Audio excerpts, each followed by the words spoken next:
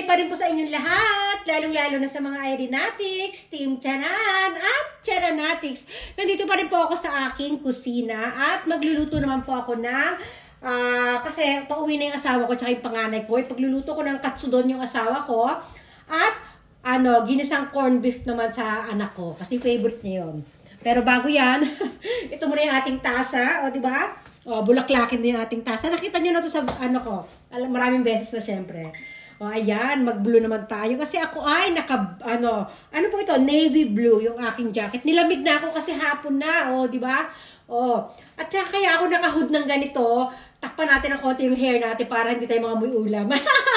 Hindi, walang kinalaman nito. Gusto ko lang ipakita yung ating hood. O, inuman tayo. Mainit at lubig lang ito, guys.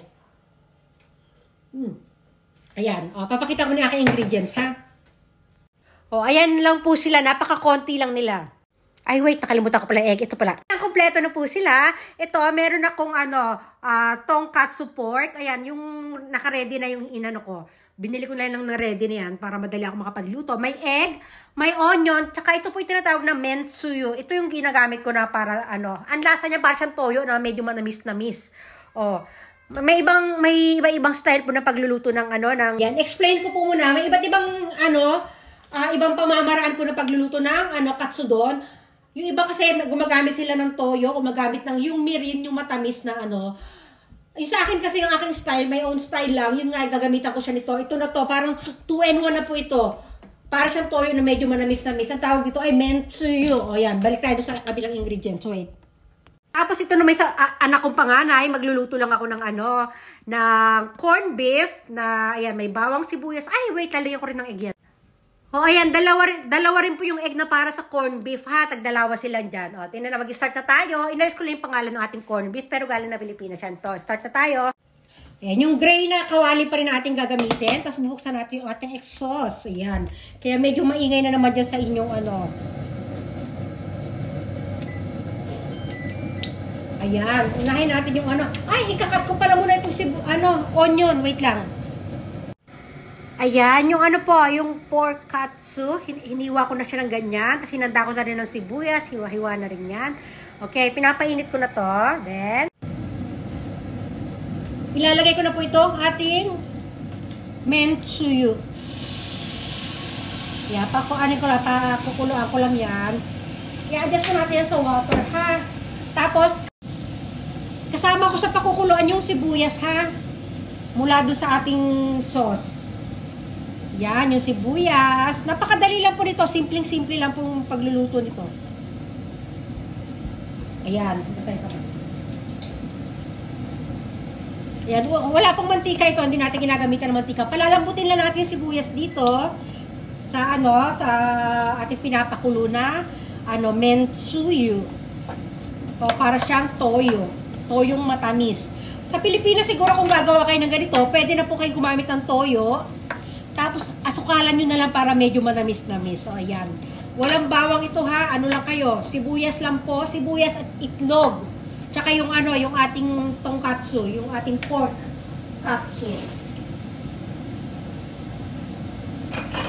Handa ko na yung ating egg. Handa natin yung egg, ha? Dalawang egg ang inaano ko. Habang pinapalambot natin siya dyan, yung ating sibuyas. Handa ko na yung ating egg. Ayan. Wala na po itong asin-asin kung ano-ano, ha. Kasi malasa na po yung na yun, yung sinasabi ko kaninang parang toyo. Yun ang yung sumama na yung balat. Oh, no. Ayan. Gaganyanin ko lang siya. Kasi mamaya natin, last po natin ito gagamitin, guys. Last na po ito. Oh, wait lang, ha. Papakita ko lang ito. Ano yung tsura? Oh, ayan ang tsura niya, guys, ha. Pakukuluin lang natin siya ng pakukuluin hanggang sa lumambot yung ating sibuyas. Tapos ito yung pinaka-last ingredients niya. Hinanda ko na yung ating egg. Ayan lang yan sila. Ito. Tsaka ito, ha. Ilalagay ko na po yung ating tonkatsu. Ayan. Ayan, ganyan itsura niyan. Ayan, ikut-ikutin lang natin. Tutubigan ko siya ng konti, guys, ha. Konti lang. Very konti lang yan. Diba? Ay, tumalsik. Okay lang yan. Pakikita ko sa inyo, wait lang. Kaya, papa-absorb natin yung sarsa sa ano. Kaya, babalik-balik ta rin natin siya, konti. Luto naman na yung ano, yung ating karne. Wala nang problema dyan. Yan. Tapos yung egg. Ilalagay ko na yung egg. Tapos, tatakpan ko siya, guys. Ito yung egg. Alam mo yung ginagawa natin sa ampalaya? Pag sinasapaw natin sa ginisang ampalaya yung ating, oh no. Ayan, ang ganda. Ayan, oh, ganyan tsura niya.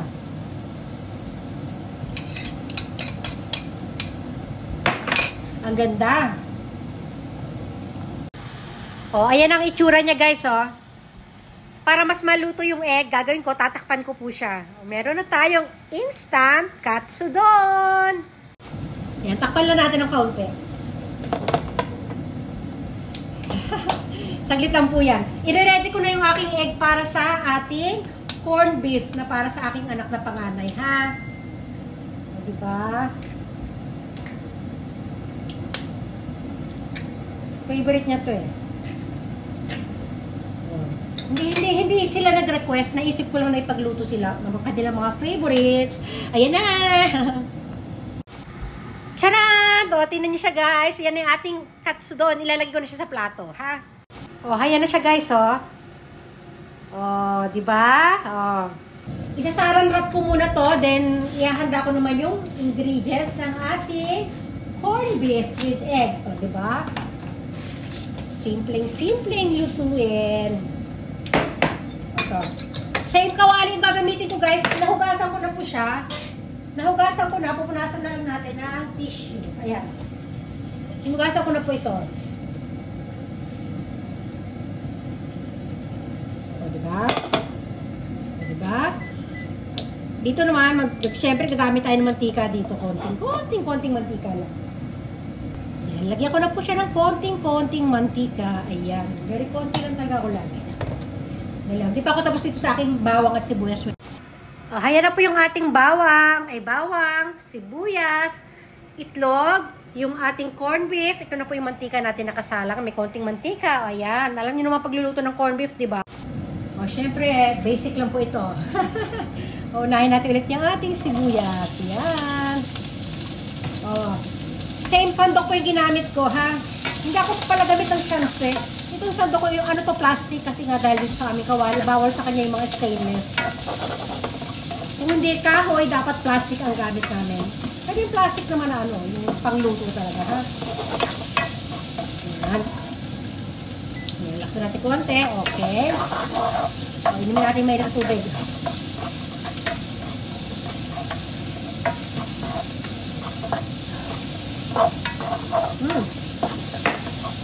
O, hindi pa ako nakakapag-flex mula kanina. Okay lang yan. Laksan natin konti. Ayan. Kami ni Mama may ulam na kasi kami. Yung aming, ano, yung niluto ko kaninang ginataan yun. Sa amin dalawa yun. Diba? Iba-iba ang aming ulam. Hindi. Ano ko lang talaga, feel ko lang sila paglutuan. Isa po yan sa hobby ko. Ang pagluluto. O yan, isunod na natin yung ating bawang.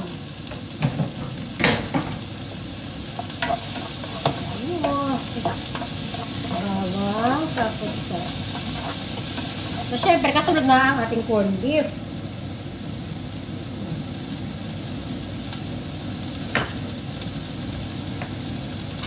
Oh, no, sayang. Sayang. Yan. Malinis po yung aking kitchen. Nililinisan ko yan sila bago ako mag-start. Kaya okay lang kahit magtalsikan yung mga, ano natin, mga ingredients natin dyan. Pinupulot ko po talaga yan sila. Wow. Dapat pala nilagyan ko itong patatas eh. Pero wag na. Kasi isang lata lang naman itong gagamitin ko. Sa susunod may tuturo ako sa inyong ano, corned beef recipe na ko. Matutuwa kayo. Magandang presentation. O, tutubigan ko lang siya ng kaunting-kaunti ha. Para ano. Ayan. Mahilig ko talaga ako mag-anlaw ng ganito yung mga lata-lata. Kasi nangihinayang po ako ng sobrang yun.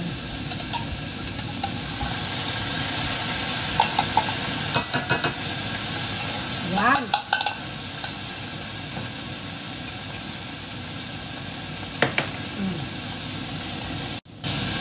O, yan na po ang itsura niya. Maganda rin guys, yung tinutubigan niya siya ng konti para ano eh.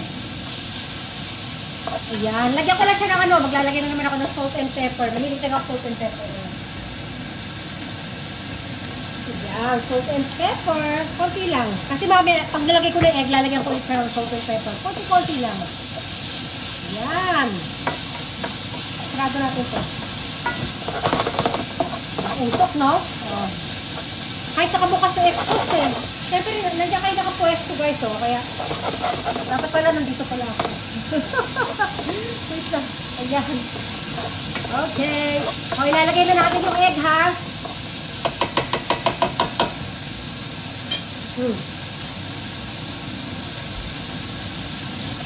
Ayan.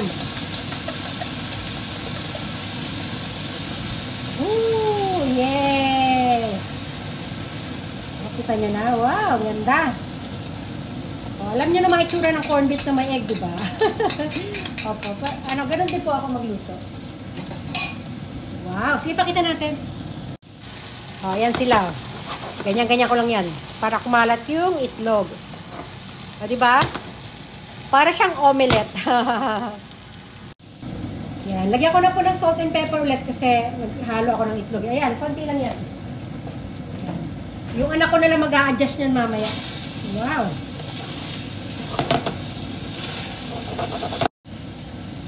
Tingnan nyo guys, kagandahan ng kawali ko. Ganyan-ganyan mo lang, gumagalaw-galaw siya. Kaya hindi ako oh, marunong na ako. Ha! Hup! Wala, takot ako eh. Hup! Oh, ganyan na lang natin, natatakot ako baka magliparan ito eh. Ganyan natin konti.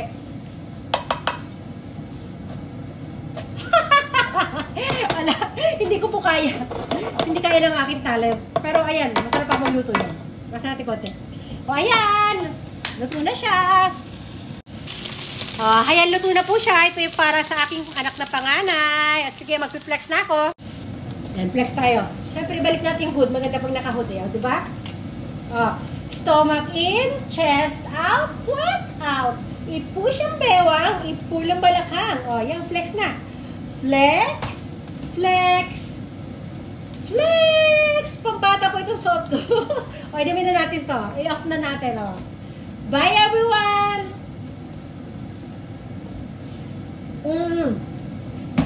Hugasan na natin itong plato. Siyempre, para, wala nang asikasuhin si mama dito. Nasikaso ko na lahat. Ayoko na napapagod yung mama ko eh. Dito naman tayo. Yan. Salin na natin.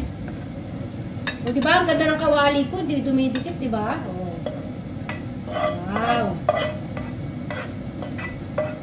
Luto na ang ating corned beef with sibuyas. With egg pala. Okay, bye everyone! Maghuhugas na ako ng plato. Diyan na kayo. Yay! Woo! Ito. Lalapit. Ito pa isa. Isa pa. Binalot ko na kasi. Wow. Ito na isa. Wow! Katsudon! Yay! Katsudon and corned beef. Okay, bye na talaga. Bye everyone! Thanks for watching! Ay, wait lang. May correction lang po pala ako kanina doon. Naalala niyo yung video ko kanina, yung pananghalian namin? May sinabi po ako doon about sa mga ingredients, yung mga pinamili ko pala. Yung ano po doon, yung binanggit ko na momo, na ang sabi ko ay, ito ay, tawag doon, sabi ko, breast part ng chicken. Mali po ako, ano po pala yun, thigh parts, thigh, hita. Mga parts sa may bandang hita, yun dito sa may ganyan. Yung pala yun yung momo. Dito ha, sa may bandang balakang ng manok. Basta mga thigh parts po yun. Ayan ha, kinurek ko lang po kasi baka merong nakakaintindi ng Japanese na makapanood ng video ko. Sabi, ay mali sinabi mo. Hindi siya breast part ng chicken. Kundi ito ay thigh parts, okay? Ayan, hanggang dito na lang po. Talagang babay na po. Ayan, maghugas na tayo. Bye!